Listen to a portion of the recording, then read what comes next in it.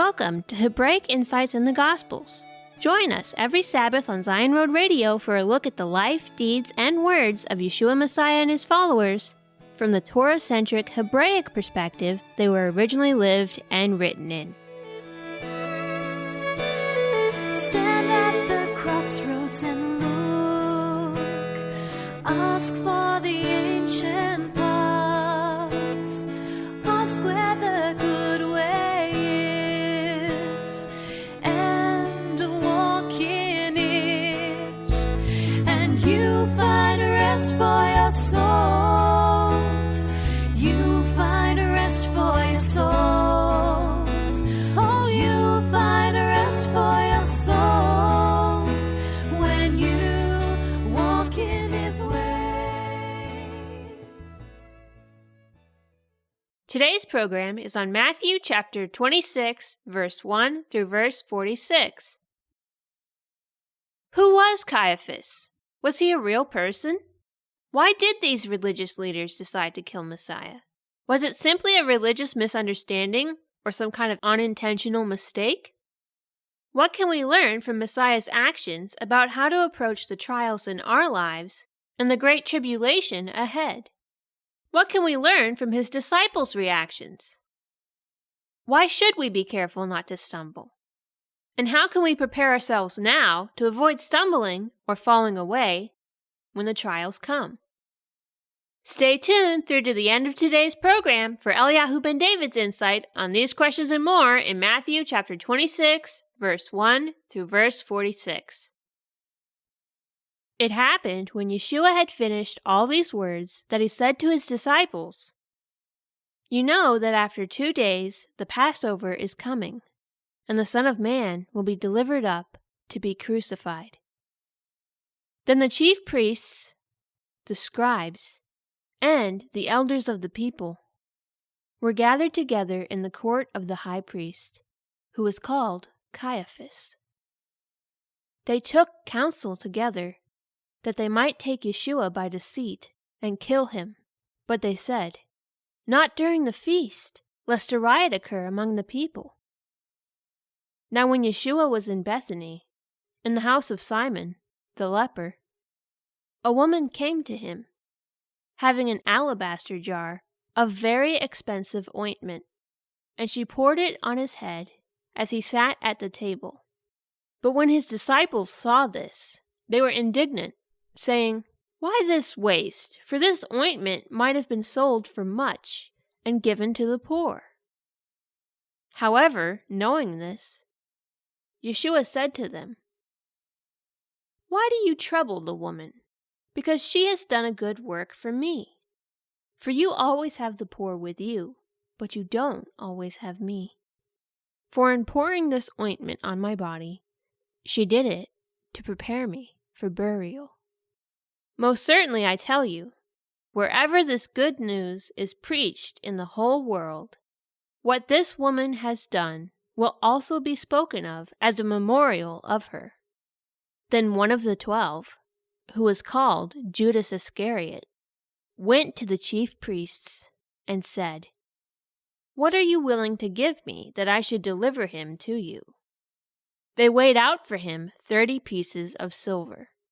From that time he sought opportunity to betray him. Supplemental to that portion, here's John chapter 11, verse 45 through verse 53. This portion is after Messiah resurrected Mary's brother Lazarus from the dead.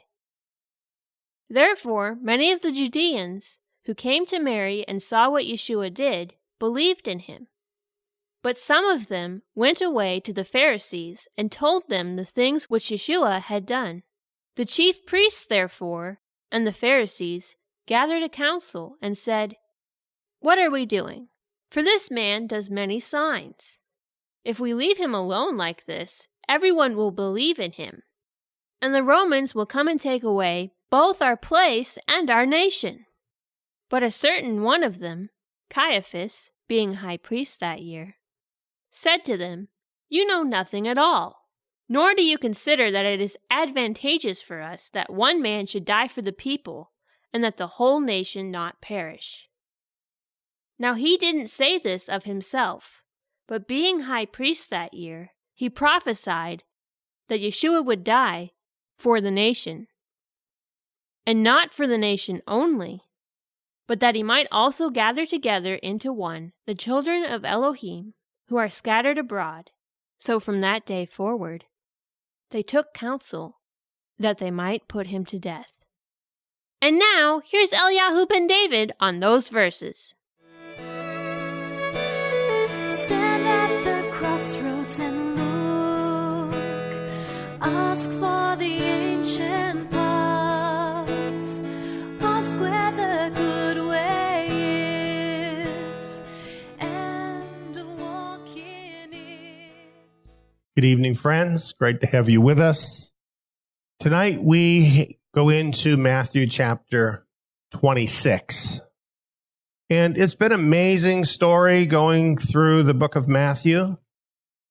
We've seen the story of Messiah and how he came into the world, how he took up his ministry, and truly the amazing things that he did.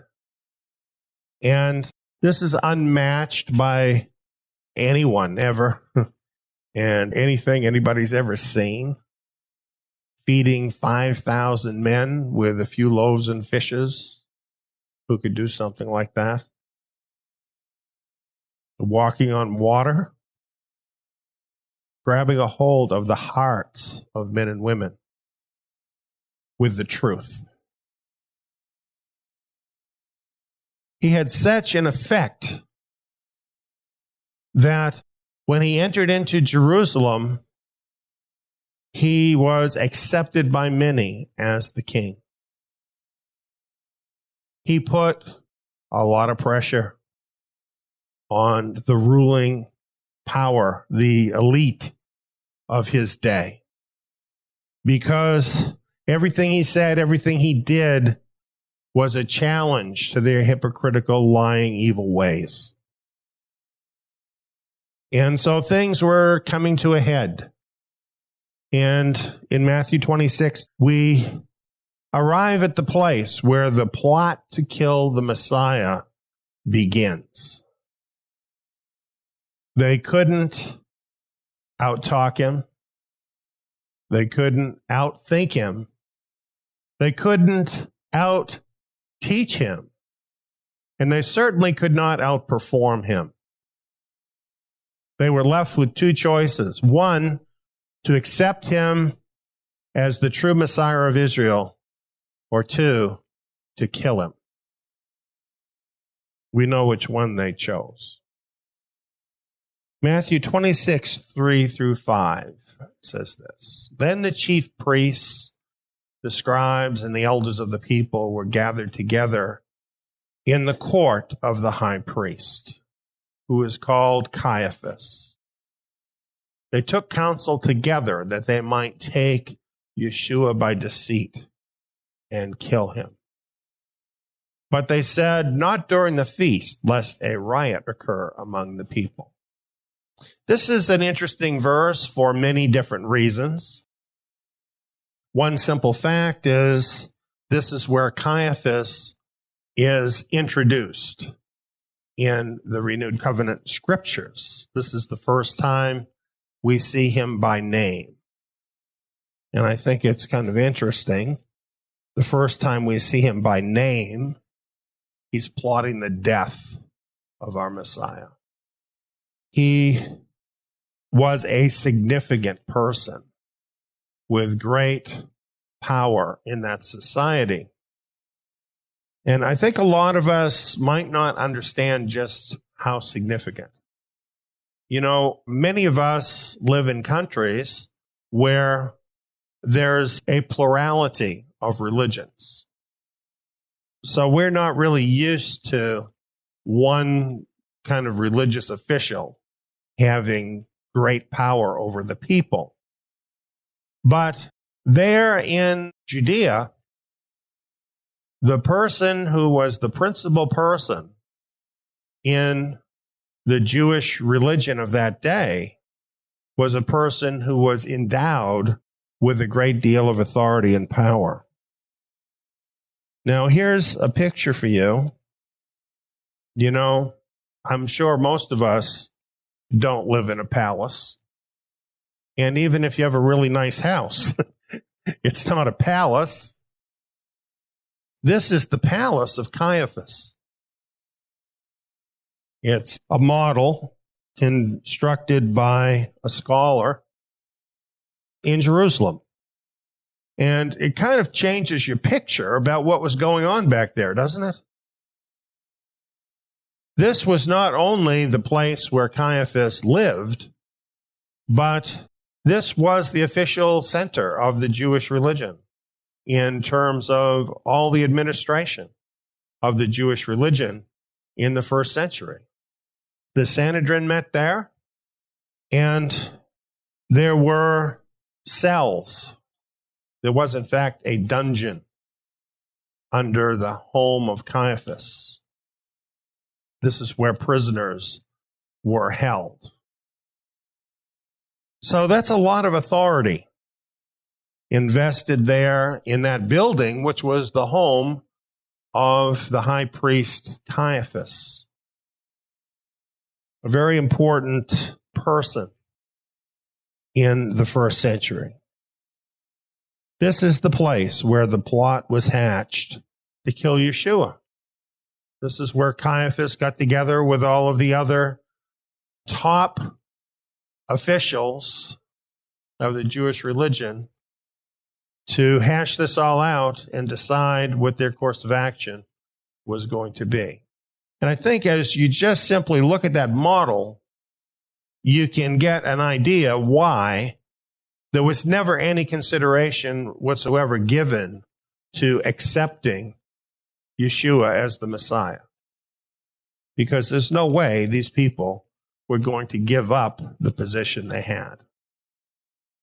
And I think it's interesting there in John, they were saying if they didn't do something, then all the people would believe in YESHUA as the Messiah.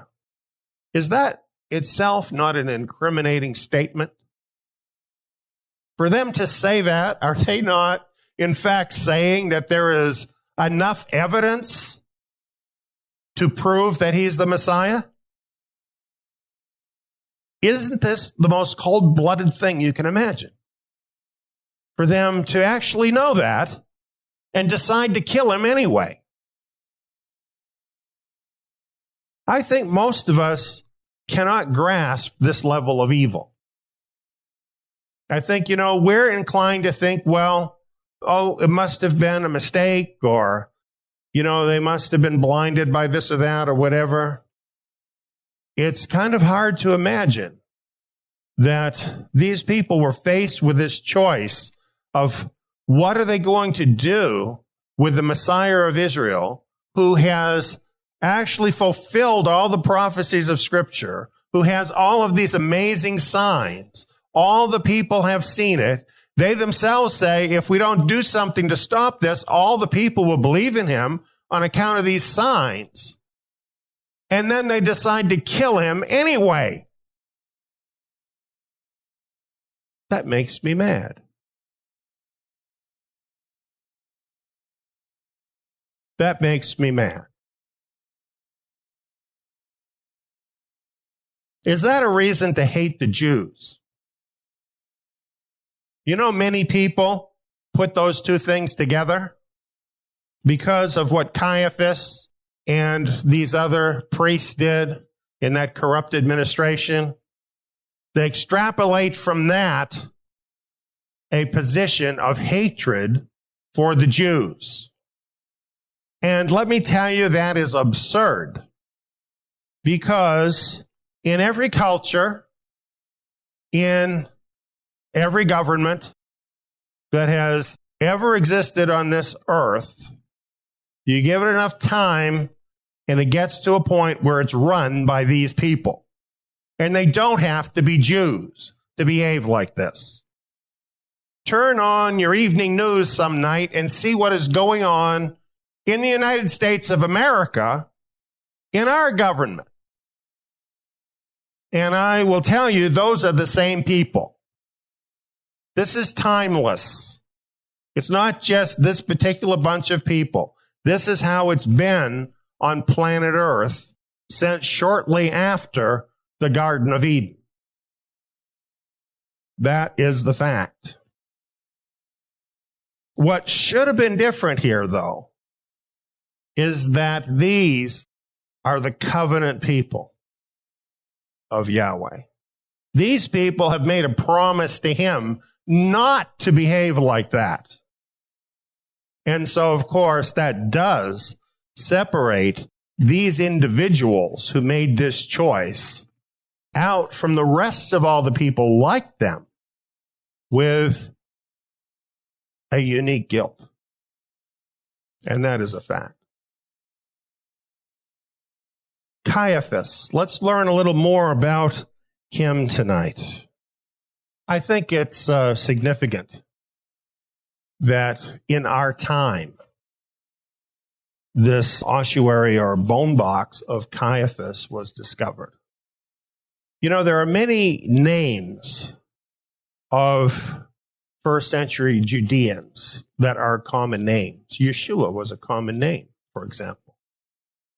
However, this is not true of the name Caiaphas. Caiaphas was a very distinctive name, and not everybody had that name. It was a very specific name. So to find this bone box of Caiaphas, I think is very significant. And look at this thing. You know, just think about the fact that this was all carved out. It's clearly not something that the common ordinary person would have. In fact, there are other bone boxes. It's what they did in the first century. And they're usually very simple. This one is very ornate. It's what you'd expect of someone who was influential. And this box is in the Israel Museum in Jerusalem. If you visit Jerusalem, you can go into the museum and see this, along with a lot of other things.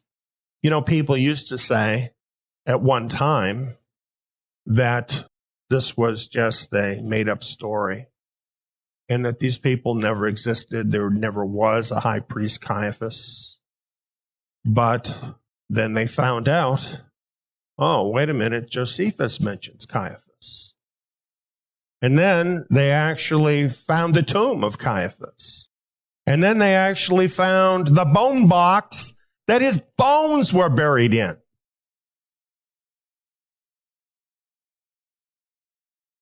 I think there's a message in that. YESHUA, Messiah, didn't leave any bones behind, friends. And you know what?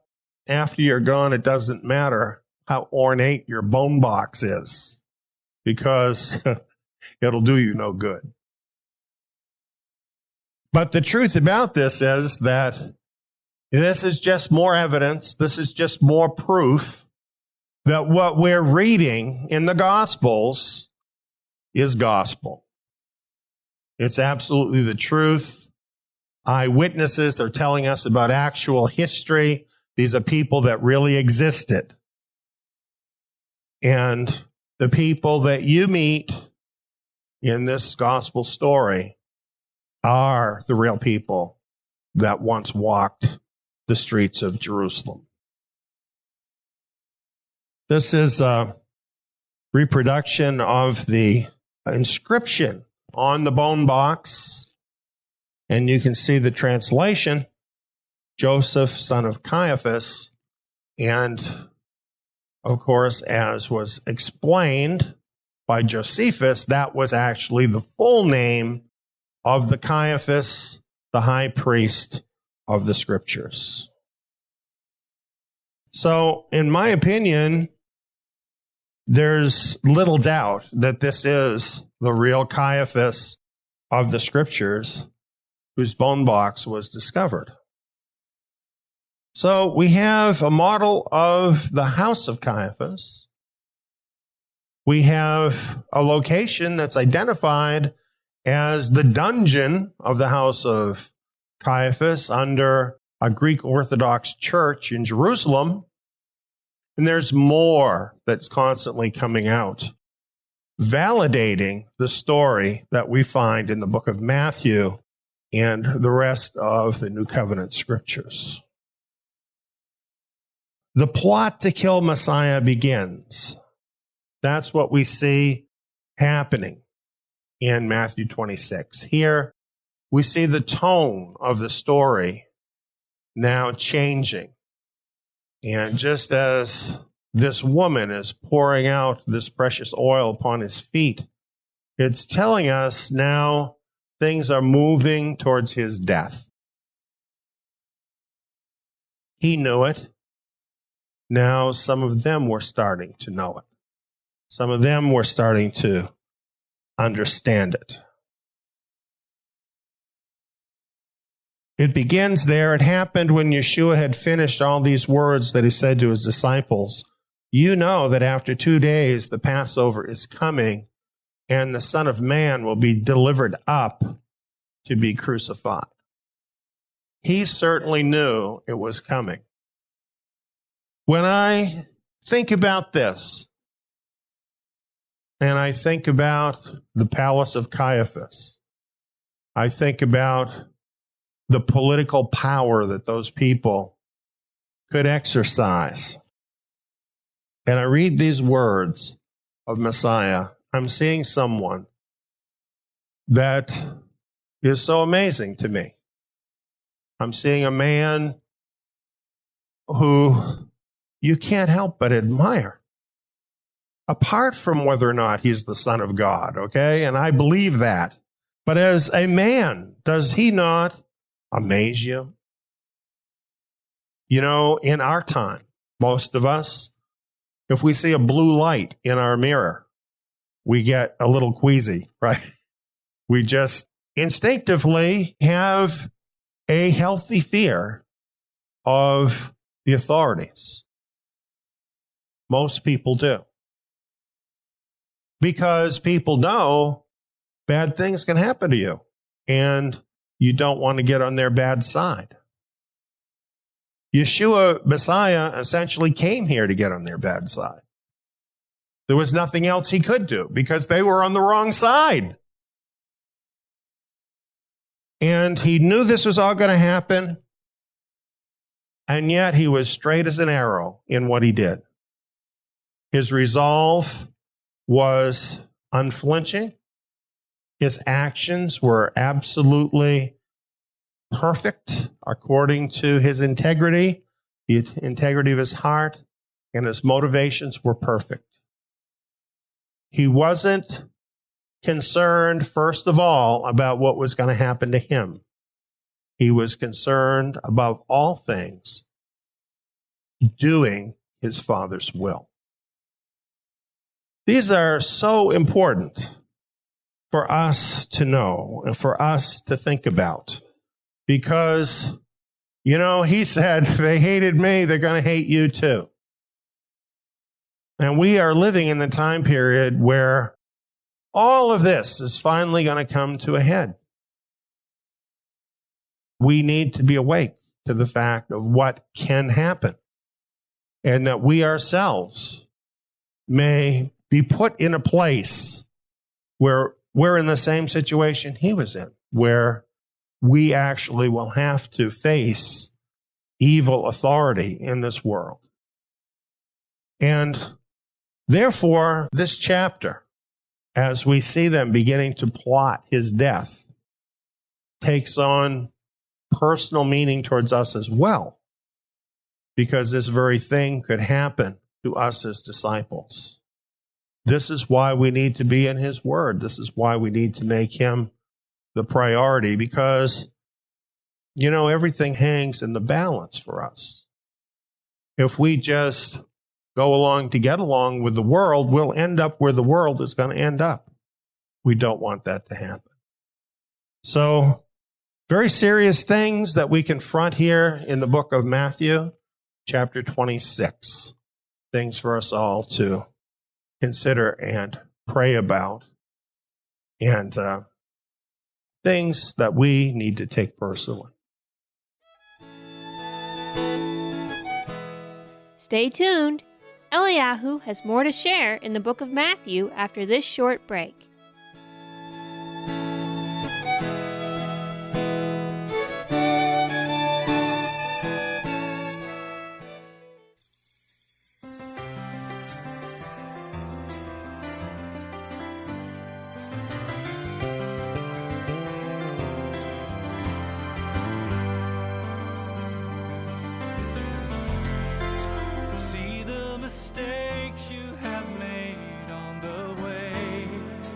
Father can change them,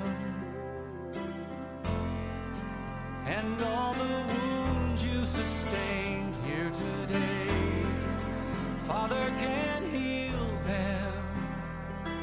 The darkness of a deep despair-filled ocean can overwhelm the strongest of souls, and the tide rolls.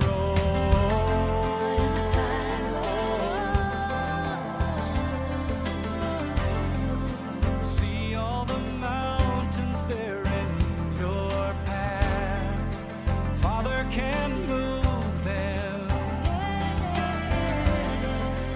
and all the sins that have kindled his wrath, he can forgive them. Troubles may rise like a swelling river, water rushing in on all sides, but on top you'll ride. When you call upon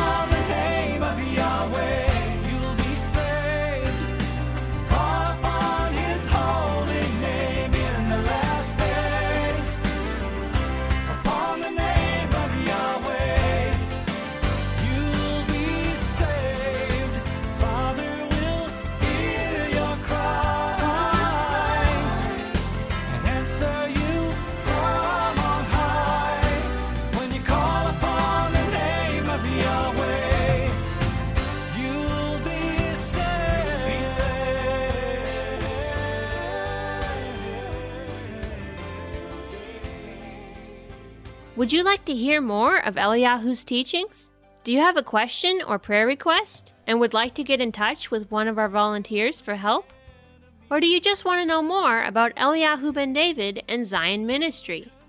Visit our website at tsiyon.org, where you can listen to more teachings from Eliyahu ben David straight from the homepage of our website. Check out our books, DVDs, internet videos, and other social media outlets. Learn more about Eliyahu and the Tsiyon team on the About page.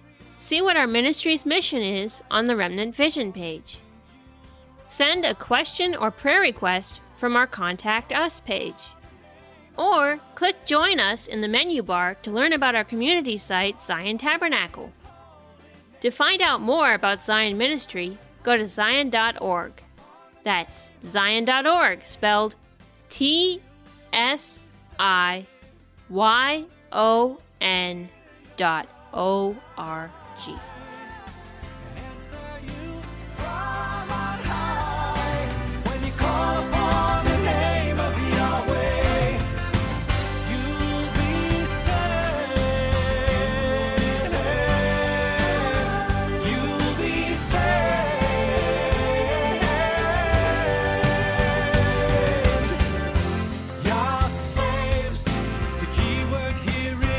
YESHUA, Yah saves.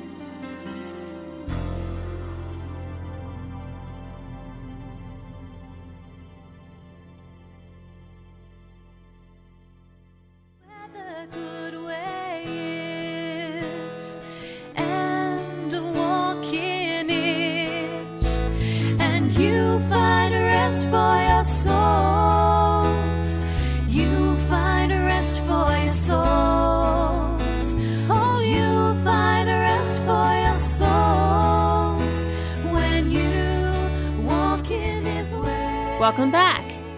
Here's the next scripture portion. Matthew 26, verse 17 through verse 46. Now on the first day of unleavened bread, the disciples came to YESHUA, saying to him, "Where do you want us to prepare for you to eat the Passover?" He said, "Go into the city to a certain person and tell him, 'The rabbi says, my time is at hand. I will keep the Passover at your house with my disciples.'" The disciples did as YESHUA commanded them, and they prepared the Passover. Now when evening had come, he was reclining at the table with the 12 disciples. As they were eating, he said, "Most certainly I tell you that one of you will betray me." They were exceedingly sorrowful, and each began to ask him, "It isn't me, is it, Lord?" He answered, "He who dipped his hand with me in the dish, the same will betray me. The Son of Man goes even as it is written of him, but woe to that man through whom the Son of Man is betrayed. It would be better for that man if he had not been born." Judas, who betrayed him, answered, "It isn't me, is it, Rabbi?" He said to him, "You said it." As they were eating, YESHUA took bread, gave thanks for it, and broke it. He gave to the disciples and said, "Take, eat. This is my body." He took the cup, gave thanks, and gave to them, saying, "All of you drink it, for this is my blood of the new covenant, which is poured out for many for the remission of sins. But I tell you that I will not drink of this fruit of the vine from now on until that day when I drink it anew with you in my Father's kingdom." When they had sung the Hallel, they went out to the Mount of Olives. Then YESHUA said to them, "All of you will be made to stumble because of me tonight. For it is written, I will strike the shepherd, and the sheep of the flock will be scattered. But after I am raised up, I will go before you into Galilee." But Peter answered him, "Even if all will be made to stumble because of you, I will never be made to stumble." YESHUA said to him, "Most certainly I tell you, that tonight before the rooster crows, you will deny me 3 times. Peter said to him, "Even if I must die with you, I will not deny you." All the disciples said likewise. Then YESHUA came with them to a place called Gethsemane, and said to his disciples, "Sit here, while I go there and pray." He took with him Peter and the 2 sons of Zebedee, and began to be sorrowful and severely troubled. Then he said to them, "My soul is exceedingly sorrowful, even to death. Stay here and watch with me." He went forward a little, fell on his face, and prayed, saying, "If it is possible, let this cup pass away from me. Nevertheless, not what I desire, but what you desire." He came to the disciples, and found them sleeping, and said to Peter, "What, couldn't you watch with me for 1 hour? Watch and pray that you don't enter into temptation. The spirit indeed is willing, but the flesh is weak." Again, a second time, he went away and prayed, saying, "My Father, if this cup can't pass away from me unless I drink it, your desire be done." He came again and found them sleeping, for their eyes were heavy. He left them again, went away and prayed a 3rd time, saying the same words. Then he came to his disciples and said to them, "Sleep on now and take your rest. Behold, the hour is at hand, and the Son of Man is betrayed into the hands of sinners. Arise, let's be going. Behold, he who betrays me is at hand." And now, here's Eliyahu ben David's insight on that portion.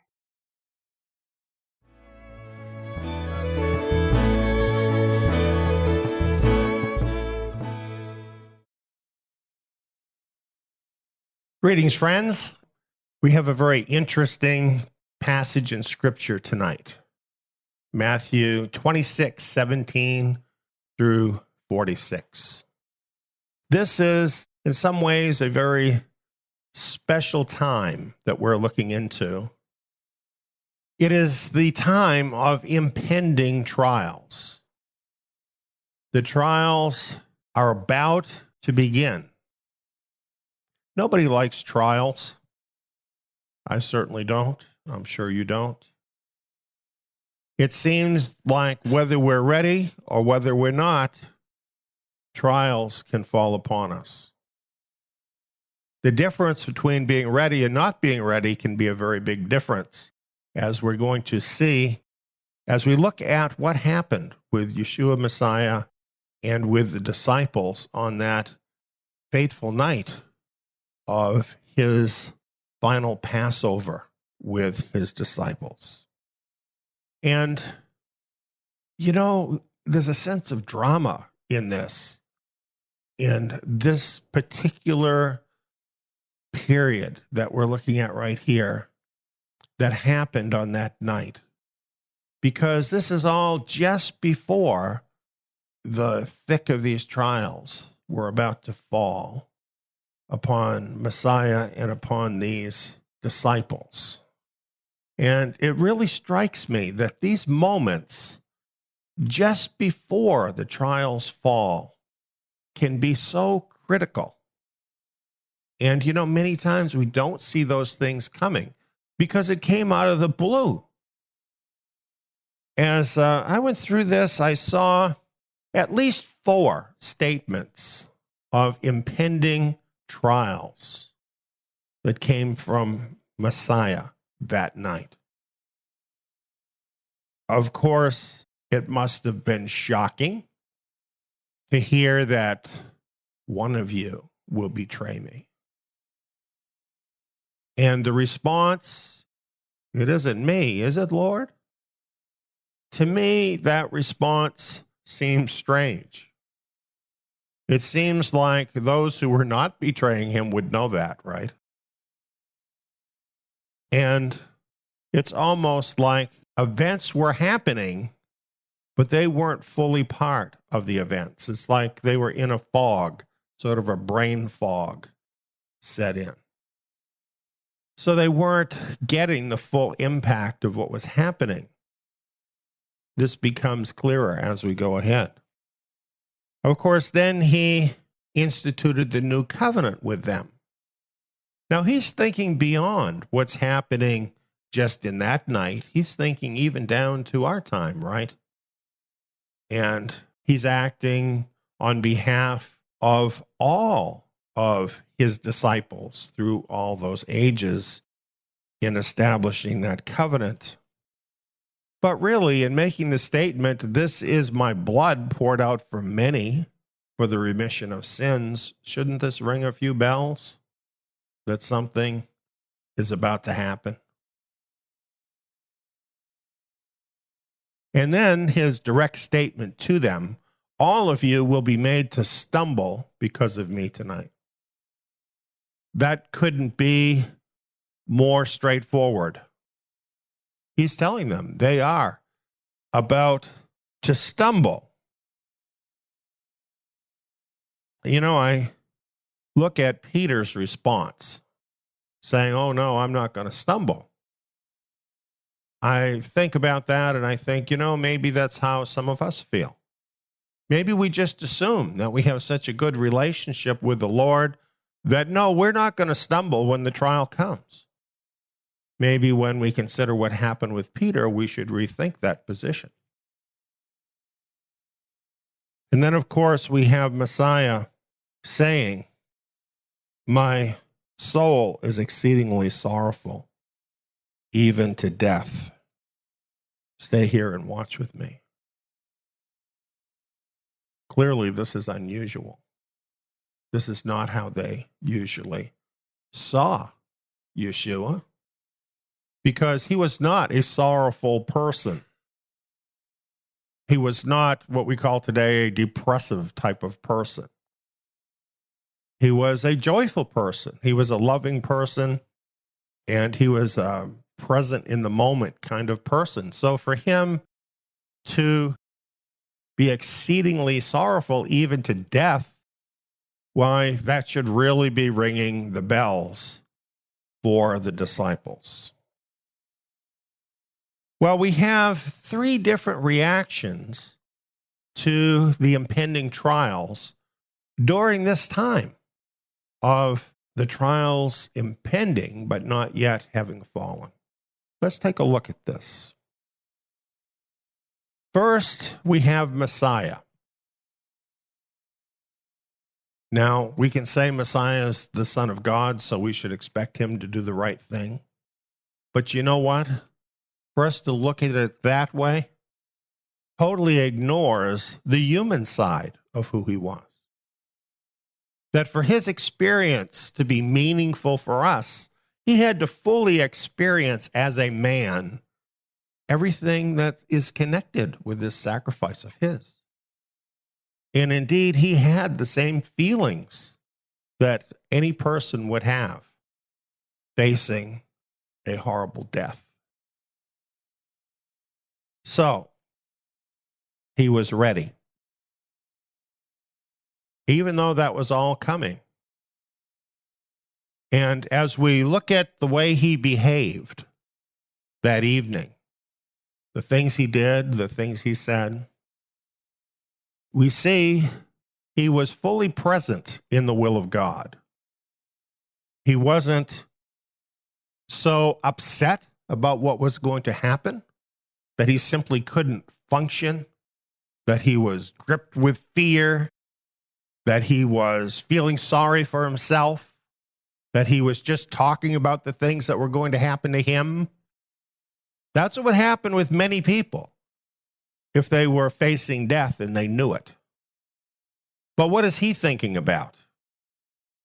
He's thinking about two things. He's thinking about doing his Father's will, and he's thinking about his disciples. And that's what you see as you look at this. He has this last Passover with them. He institutes the Lord's Supper with them at Passover, including the renewed covenant. He gives them this warning. He dispatches the betrayer from their midst. All of which shows his complete presence through that entire ordeal, even while he's facing these impending trials. Well, let's go on and see about the disciples.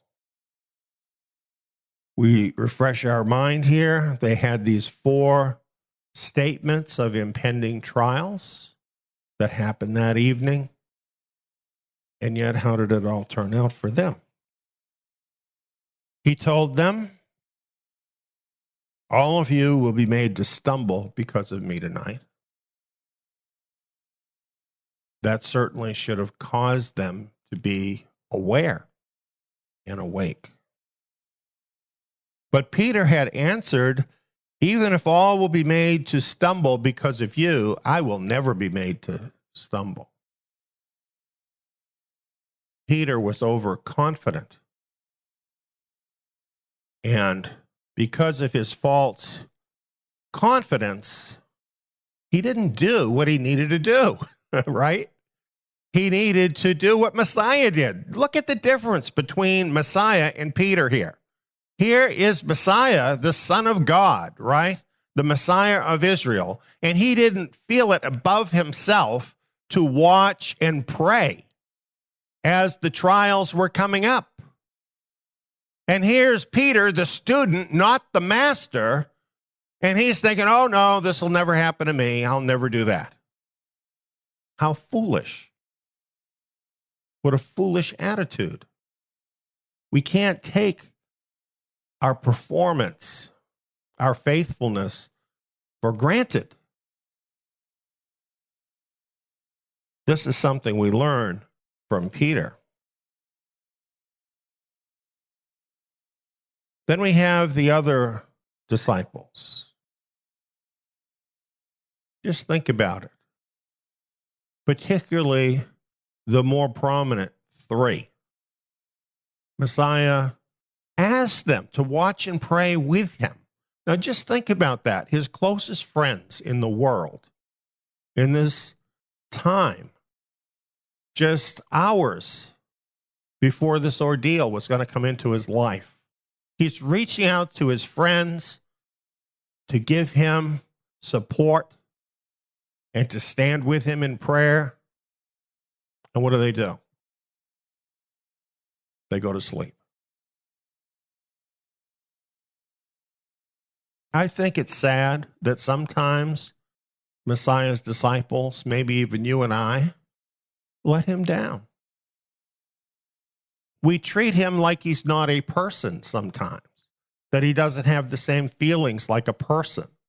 Maybe that's how they thought of him. Well, we don't know exactly what you're going through here, but we need to get some rest. That's not a good friend. You want Messiah to be a friend to you? Be a good friend to him.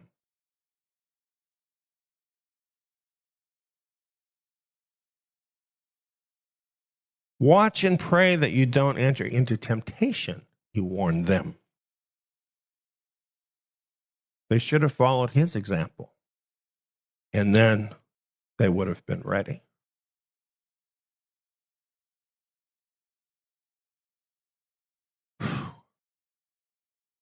Look at what he says on observing their attitude. He didn't scold them. He didn't get mad and say, you know, you guys are terrible friends. Even though they were, in that moment, terrible friends. He said, the spirit indeed is willing, but the flesh is weak. He pinpointed the real problem, didn't he? It's not that they didn't want to be good friends. They just didn't get it. And they were weak. They were tired. They were not rebelling against him. They simply were overcome by the weakness of the flesh. And so they did not do their best. And no doubt later, all of them repented of that. They probably felt terrible about it. And yet, they couldn't change it. You know, we can do that. We're weak. We make mistakes. But if we would listen to Messiah, sometimes we wouldn't have to make those mistakes. And wouldn't it be better to think back on a certain moment where we have failed and instead be able to think we succeeded? Wouldn't it have been better for them if they had watched and prayed? If they could look back and feel, oh, we were there for him when he needed us. But they couldn't say that. Nevertheless, I think his words tell us he had already forgiven them. And they were able to move on. So, something we need to look at here. This doesn't mean, because of the weakness of the flesh, we can just go ahead and satisfy our flesh.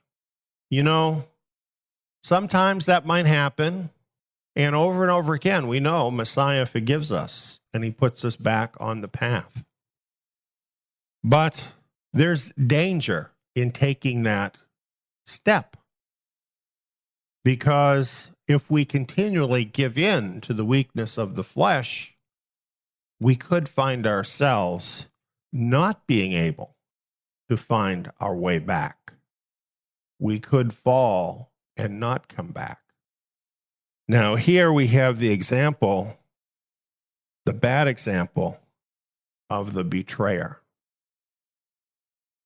And the scriptures tell us what happened to him. You know, there's lots of different stories that have come out about Judas Iscariot. And I even saw a movie one time that was saying he's basically a good guy, but he had a different political point of view than Messiah, and he thought he was doing the right thing. People have these kinds of ideas. Well, the truth is, the scriptures tell us what happened with Judas, and they don't leave room for the imagination. John 12, 4-6 tells us he was a thief, and having the money box used to steal what was put into it. So he had a weakness of the flesh, greed, and he was a thief. And where did this take him? He saw an opportunity when the priests were scheming to kill YESHUA. And he thought, wow, I could make some money here. And so he sold out his Lord for a few pieces of silver. You know, earlier on, had he corrected his behavior, then he might not have ended up in such a precarious place.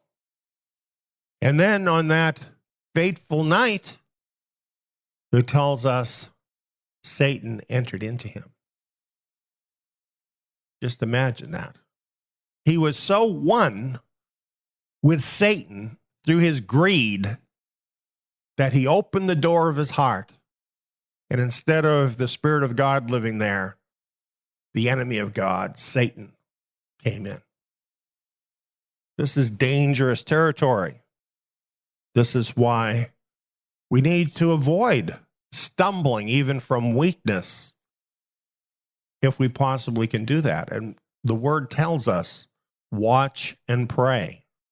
That really is the answer.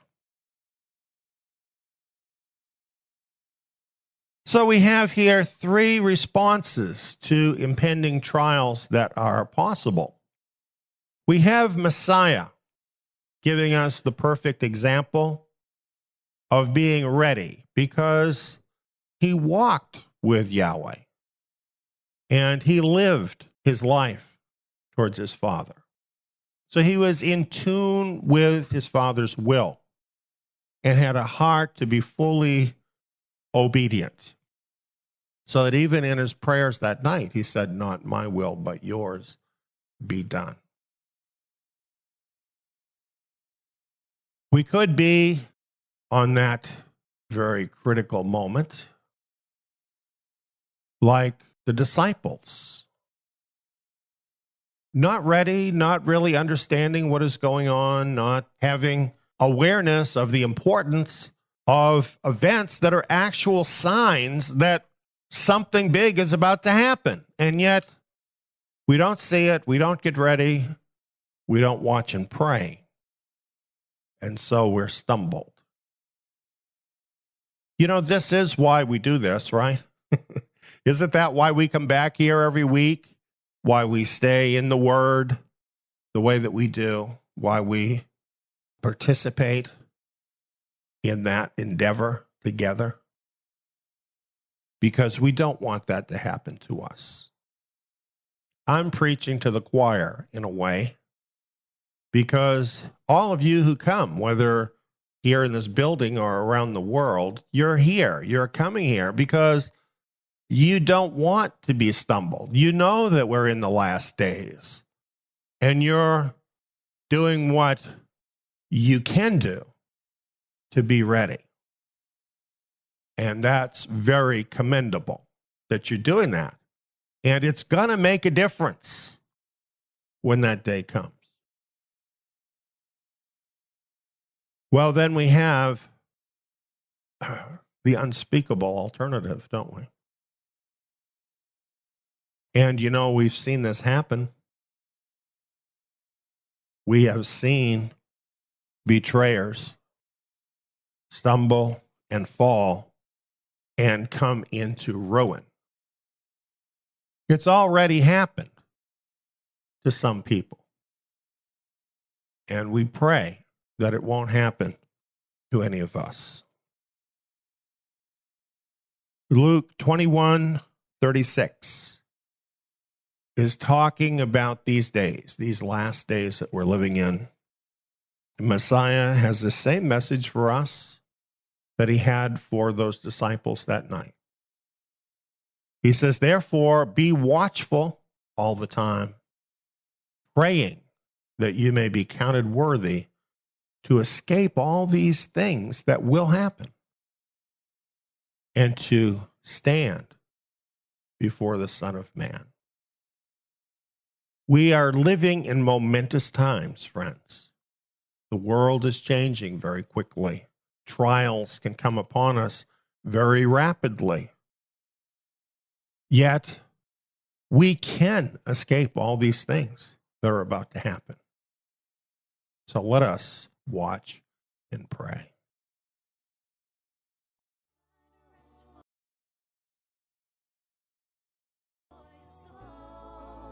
When you find rest for your souls, when you walk in His ways.